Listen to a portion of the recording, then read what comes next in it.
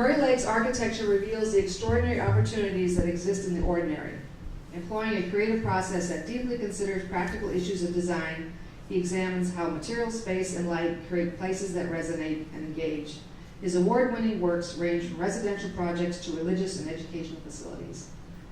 He's a member of FAIA. Murray Legge is a graduate of the Cooper Union School of Architecture in New York. His professional achievements include receiving the 2006 AIA Austin Young Architectural Professional Award, as well as more than 20 design awards, including 2 national AIA awards and the Chicago Athenaeum American Architecture Award. Winner of the prestigious Lyceum Fellowship, he was also twice a finalist in Van Allen Institute competitions, including the Paris Prize. In 2013, Murray was elevated to the College of Fellows of the American Institute of Architects in the Design category. His work has appeared in numerous magazines and newspapers. He is currently a lecturer at the University of Texas, where he's also been a visiting critic.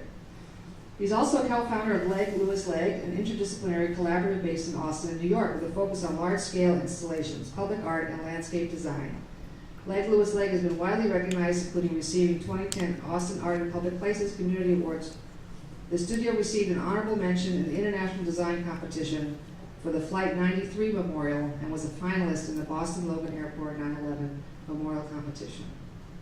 Legge also recently completed a public urban landscape in Boston through grants from the National Park Service and the City of Boston, and is currently fabricating a project for the Dallas Arboretum. But more recently, you didn't mention this, I saw your wonderful piece. You participated in Waller Creek Conservancy Light Show, one of 5 light installations to bring awareness to the creek. Did any of you get to go to see my sister and I? Yes.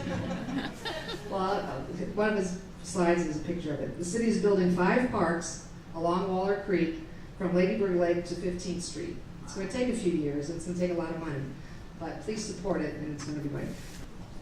I love this venue where you can listen to a panel and sit in an amazingly comfortable couch at the same time.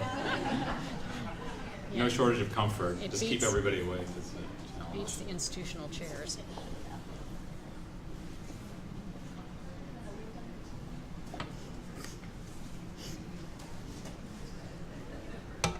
Well, while Claudia is setting up there, thanks for that introduction, Claudia. Really excited to have this opportunity to talk briefly about our work and talk a little bit about what it means to design for collectors, people that work with art collections, which is something we're beginning to do more of, and really excited about that role as an architect. I wanted to just briefly kind of touch on how the kind of diversity of our practice and how we came about kind of getting to the point where we are working with collectors and designing their homes and hopefully buildings for art collections. Claudia touched a little bit on some of the interdisciplinary work that we do. We love artwork.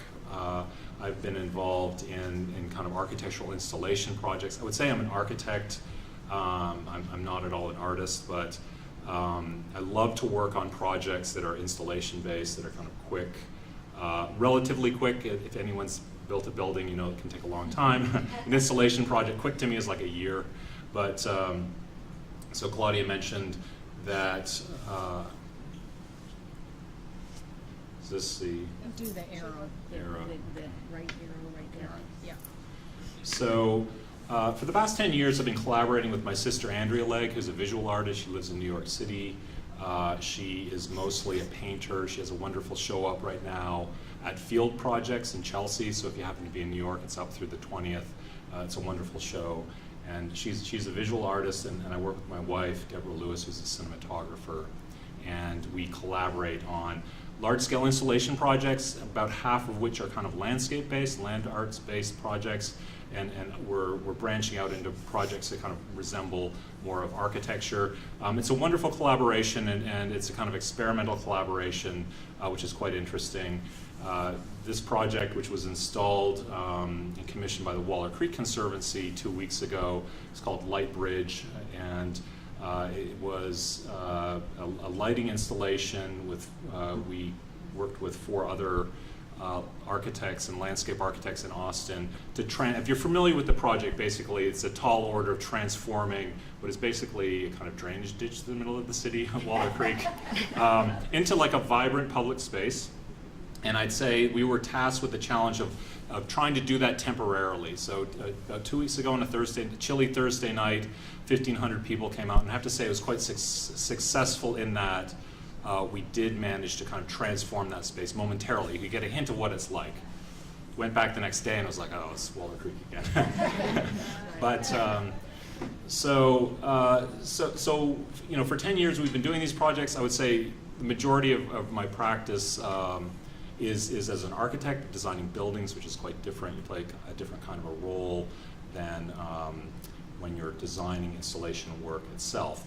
So in a broader subject, I think that's where, you know, on a personal note, as an architect, I come to kind of interest in artwork is through actually making it. We do collect artwork too. We love to buy a lot of our friends are artists, and we love to support them through purchasing their artwork. I love the East Studio tours and spending time there and kind of supporting artists. So that I kind of find a fascinating challenge. I also find, just as an architect too, if any of you have ever worked with architects, it's like you build we always build friendships with our clients, and it helps if you have similar interests. They don't have to align perfectly, but it's a kind of collaborative process. And if you're working with somebody and you share similar interests, it's helpful in terms of building a project together. I'd say that over the years, after doing many projects, the most successful ones are where you really have a kind of equal kind of dialogue and collaboration. So coming at it from the perspective of both an artist and a collaborator, I think that's kind of our perspective in architecture. So I'm just going to show a project that we're working on now for a, let me see if I can get this to advance. There we go. For a client.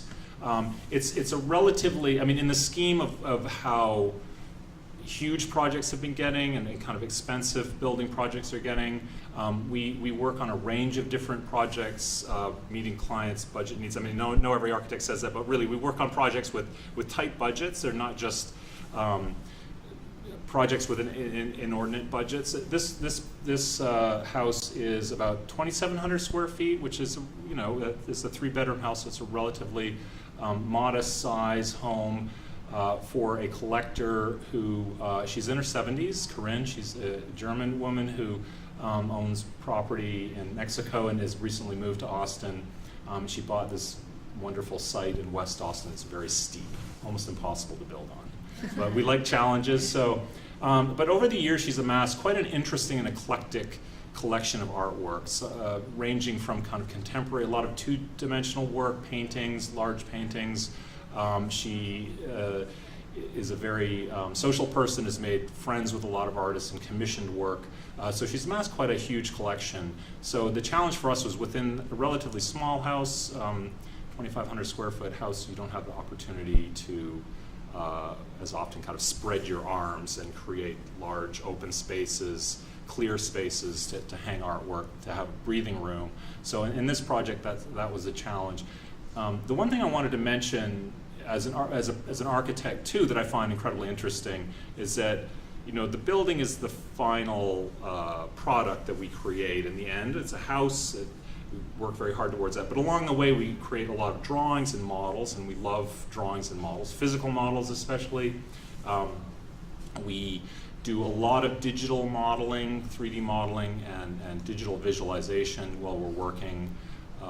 But we also have fallen in love again with physical models. They're a lot more expensive because they're time consuming, but there's just a kind of magic to that object.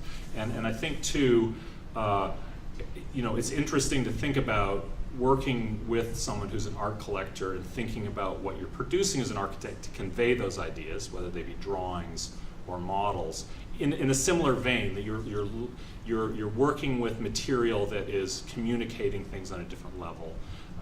One thing we try to do is create drawings that convey I mean, you're conveying what the form of the house is, what it looks like, what the materials are, what the spaces are like, but also we work really hard to try to convey the feeling of a place too. It's a little bit harder to kind of achieve that. And I wanted to mention that in the context of this conversation about designing for collections, because I do think that's something a collector would be sensitive to.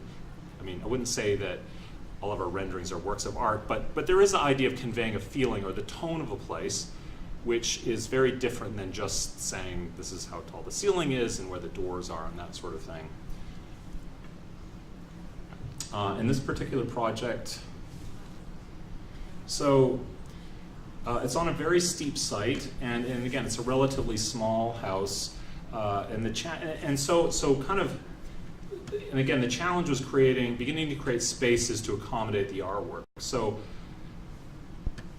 shifting then from thinking about what it means to create artwork, to communicate in the way an artist might communicate in terms of conveying a tone or feeling about work, to really dealing with the practical issues of accommodating artwork, creating the appropriate space, and also addressing lighting.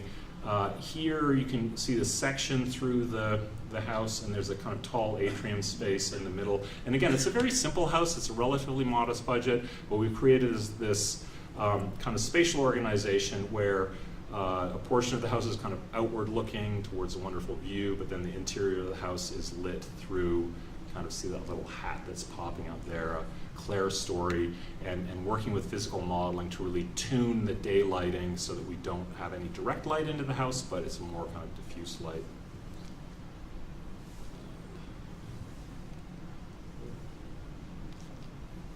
And if you can see this drawing, this is a kind of section drawing, again, a section perspective drawing through that middle atrium space, showing a kind of tall wall.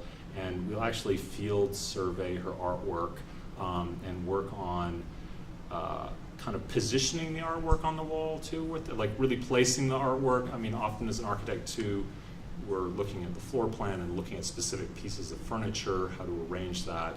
And working with a collector, we're thinking about how the work is positioned on the wall. In this particular case, she was kind of fascinated by the Barnes collection, the original Barnes collection that had this kind of eclectic organization of artwork, small and large. Yeah, it still does. Okay, I haven't been to the new building, but and also the crazy collection of wrought iron. I mean, a kind of eclectic organization there. So I think that, I mean, maybe I'll, afterwards can answer questions.